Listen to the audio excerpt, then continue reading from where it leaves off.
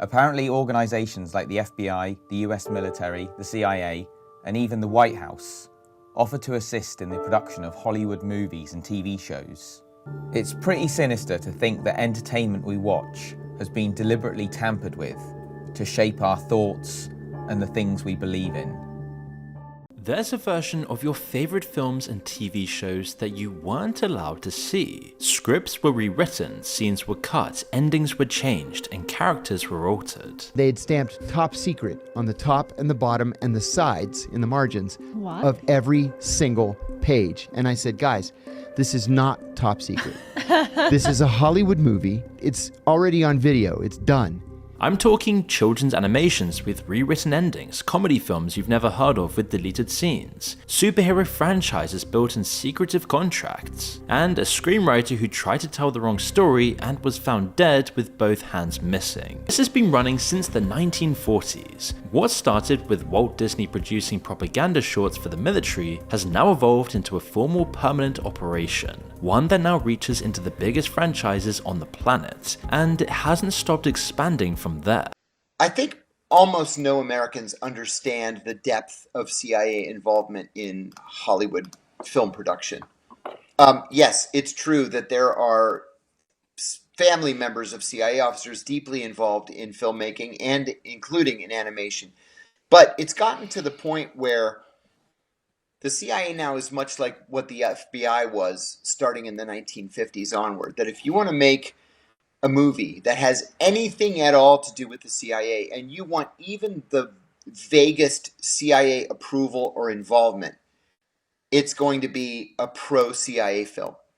To the point where the CIA's Office of Public Affairs now has a dedicated branch whose job it is to liaise with Hollywood studios, and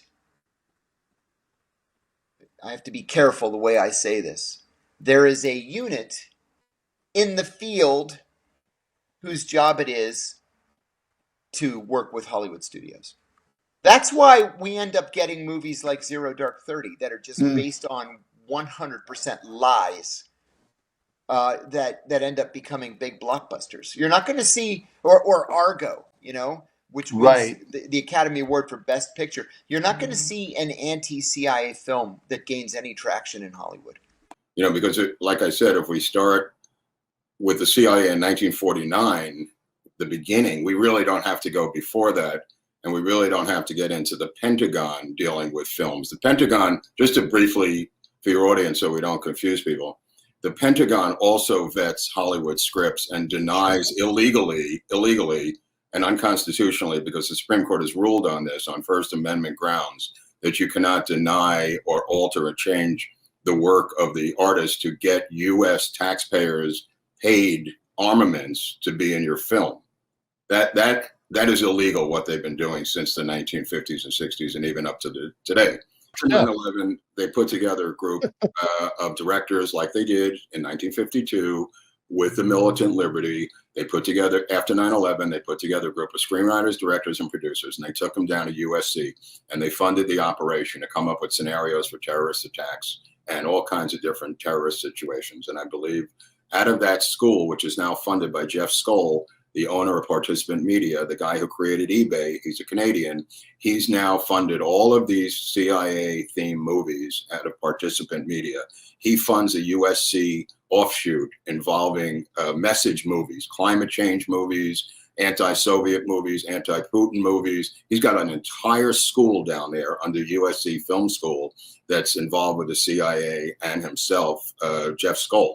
And he's the producer on Contagion, by the way, is the reason I mentioned Jeff Skoll. Yo, what's up? Wow. So I start talking to him, and he's like, dude, guess what we're building? I'm like, I don't know. I thought maybe it could have been like a Hardee's or something. He's like, we're building like a 20-story building, and 10 floors of it are the CIA, and the other 10 floors are a management company, Hollywood management. And you go to that building, and they call it like the Death Star. There are like, politicians who are being represented by CIA, athletes, tech bros, influencers. It's pretty frightening though when you go inside. It's almost like Scientology. Like Scientology? Hollywood's version of Scientology. So there's now an institute down there under the guidelines of the USC Film School that's being funded by Jeff Skoll to create these movies, not unlike what was done in 1952. The reason I'm not criticizing them for today, it's been done since 1949. It's just the sides have switched. Instead of John Wayne, it's Ben Affleck. Are there many actors in Hollywood who also moonlight as agents, do you think? I think there are probably quite a few, yes. I think probably Hollywood is full of CIA agents, and we just don't know it. You know what I mean? Instead of John Ford, it's Steven Soderbergh. You know, it makes sense, and now they're in bed with these guys. So it's putting the rest of the country in a really precarious position. Because when John Ford and Cecil B. DeMille and John Huston and these guys did it, it had a meaning in a Cold War to put out pro-American stuff. Sure. Right? It was pointed out. Now it's pointed in. Now it's pointed in. And that's scary. That's scary. Do you think the CIA have a strategy for podcasters and for podcasting? I think, yes, now they do.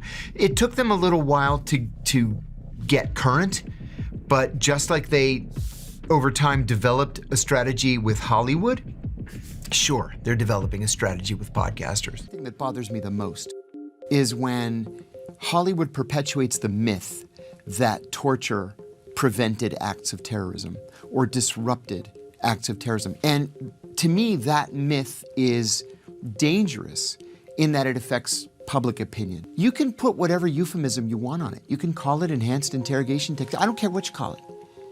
What we did to some of those people was just illegal. Kiriakou would know. He's the only CIA officer who ever went to prison over the torture program.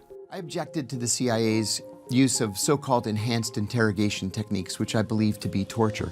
And I went public with that information in December of 2007. All this time, by the way, I'm waiting for somebody to come out and say something. And nobody said anything. As a result, I was prosecuted and served 30 months in prison. But I'm glad I did. Somebody had to do it. After I left the CIA, I did a lot of consulting in Hollywood, mostly script consulting. Oftentimes studios would ask me to read a script and tell them, do CIA people really talk like this? What kind of lingo do they use? Would an operation really be held here, or should we move it to point B? Things like that. Well, in 2008, I was given a script for a film called Kill the Messenger. And it was about, it was the story of Gary Webb, who was a reporter for a small paper in Northern California. And he's the one who broke the story of the Nicaraguan Contras shipping cocaine to the United States with the help of the CIA. And then the CIA transshipped the cocaine to Los Angeles, which created the crack epidemic. Countless thousands upon thousands of people died in the 1980s because of crack. And I don't mean just necessarily overdosing on crack. I've heard that it's very hard to overdose on crack. But the killings that came with turf battles and who was going to be the kingpin for what neighborhood. Anyway, this was what looked to me to be a very good movie in the making. Fast forward to 2012. And my house is raided by the FBI. And they take my computers, they take my phone, they take everything that's electronic. And then in the course of discovery, they give us hard copies of everything. Included in that hard copy was a copy of the script from Kill the Messenger. Now, Kill the Messenger was already out. Right? Successful movie. But the script, they had taken and they had stamped top secret on the top and the bottom and the sides in the margins of every single page. And I said, guys, this is not top secret. This is a Hollywood movie. It's a script that I didn't write. And the movie's already been out. It's already on video. It's done. Just because you say it's top secret doesn't mean it's top secret. Right. The issue, though, for the CIA was that this was not a CIA-friendly movie. However, they also, like a movie like The Caddy, another Jerry Lewis movie, they have an entire program of planting clean looking of African Americans, quote unquote, throughout the movies And even in golf tournaments, places where they are not in American society, to offset the Soviet documentaries about the bad treatment of blacks under civil rights laws in the South. The Soviet Union is making documentary after documentary depicting, truthfully so, what's going on in the southern regions of the United States and treatments. The CIA counters by putting clean-looking African Americans in movies and scenarios where they would never be in a million years, such as tennis matches, golf tournaments. There's memos to give them the best cars in a movie, so their lifestyle looks upscale. It's fascinating how far they went with this thing to offset the Soviets depicting truthfully what was going on here. So they're creating a completely non-existent world for African Americans that does not yet exist. And this comes back around in the 90s, where they begin to make, in TV and movies, every chief of police an African American. The president of the United States becomes an African American way before Obama. Morgan Freeman's president. Judges. It seems like judges are all female African American. Right. This is not the most popular. Right. This is not by accident. This is not by accident. This is social engineering by the intelligence community, that they feel this is the way we want to portray the nation. Yeah. Now, you said they plucked Will Smith out of something else. What was that other thing again? Well, the Fresh Prince of Bel-Air. He was a rapper before the Fresh Prince of Bel-Air. I mean, he has no television experience whatsoever. And then he becomes the greatest actor of science fiction films in the history of American cinema. And now, what are we looking at right now? We're on the brink of a UFO report that's about to come out. Chase Brandon, when he left Hollywood, began to write books on UFOs and saying that the CIA has all these secret files on UFOs. That was 10 years ago. Now we're on the brink of UFO reports coming out. And who is the #1 actor in the world when it comes to flying saucers and UFOs? Will Smith. So, look, I mean, he could have made any kind of movie, I guess. You know what I mean? I guess maybe he made an Ali movie once, but he's known for incredible, successful science fiction films. When I first moved in with Gary, he said to me, "Don't be alarmed if you get a call from a person from a government agency. Just take their name down and their number and don't be worried about it." In the first 4 years, there were 2 calls. And then, not too long before he actually disappeared, there were several from the CIA at Langley. He was troubled. Something was bothering him. He wasn't really in the conversation.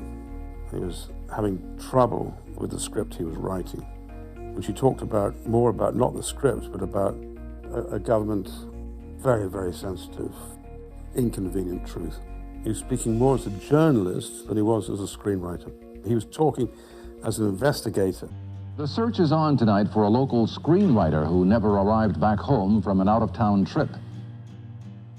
The Highway Patrol and the LA County Sheriff's Department have both been on the lookout for any sign of DeVore's car, and so far they tell us they have nothing to report. The Contagion movie, shown there. I mean, this is written. I mean, it's almost like a documentary of what we just went through. I mean, this is Burns, right? Yeah, Burns. This is Scott Burns? Yeah. Yeah. The Scott Burns says he hooked up with a guy named Ian Lipkin, a scientist at Columbia University, who took him under his wing. There's Lipkin getting the award by the Chinese government. January 20th, 2020, he gets the award from the Chinese military as their favorite scientist of the year. And he's over there, comes back. Ostensibly, he could have been patient 0 for all we know, because he goes on Fox and they said, "Where did you get COVID?" He said, "I have no idea." And they said, "Where are you coming from?" And he said, "China." This is like January of 2020. So he gets this incredible award and says the Chinese or the Communist Party are his best friends. They're helping save the world. Here he is again. He goes to the Chinese embassy. I mean, this guy's at Columbia University right now. And he hooks up with Scott Burns to create Contagion years before we get the pandemic that we have now. And it's ostensibly so close to what happened that the movie was the most watched movie during this past pandemic. People were astonished. I had to go back and look at it because I didn't see it till since it had come out. And it's almost like a documentary of the current pandemic. And it's not an accident. This is not like, Scott Burns is an incredible, free thinker who came up with this idea. No. He worked with this guy, Lipkin, Dr. Ian Lipkin, who told him this is what's going to happen, step by step by step by step. And now, he gets the greatest Scientist of the Year award from the Chinese military. I mean, at some point, somebody's going to connect all these dots. So the CIA, after Mireille Malkanzi, decided we need to show the American people that we are rock stars. Mm-hmm. And so they established a branch within the Office of Public Affairs. So totally unclassified. Right. The sole purpose of which was to liaise with Hollywood studios. Mm-hmm. It's not an accident that every Hollywood movie about the CIA is pro-CIA.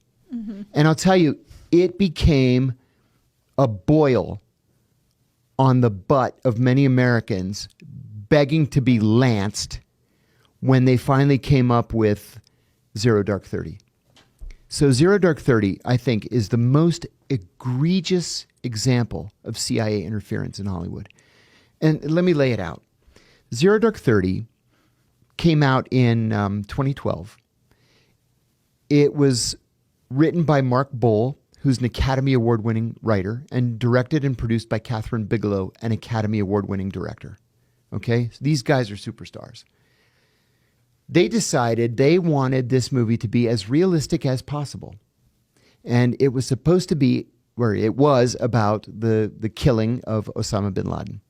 So they reached out through the CIA's Hollywood branch to the Office of Public Affairs. They said, we want to do this blow-by-blow account. It's going to be all action, and it's going to be gritty and dirty and violent and cool and explosions and, they love that stuff at the agency. So they decided to give Catherine Bigelow and Mark Boal unprecedented and unfettered access to everybody who had worked on finding bin Laden. What they did was, and this is how egregious it became, they started by giving them classified briefings over a classified mock-up of the bin Laden compound. Now, that's a violation of the Espionage Act, number one, providing national defense information to any person not entitled to receive it. That's punishable by up to death. Okay? They had the deputy director of the CIA, Mike Morrell, give them classified briefings on, what was it like in the room at the White House when we killed bin Laden. They're all, remember that famous picture? They're all watching the TV and, watching it go down. And then to thank the agency for these classified briefings, which indicated that the torture program led to the location of bin Laden, which was a complete and total lie. Great analysis led to the location of bin Laden. But to repay these agency people, from the lowest analyst all the way up to the deputy director, they sent watches as gifts, and they invited everybody to the Hollywood premiere.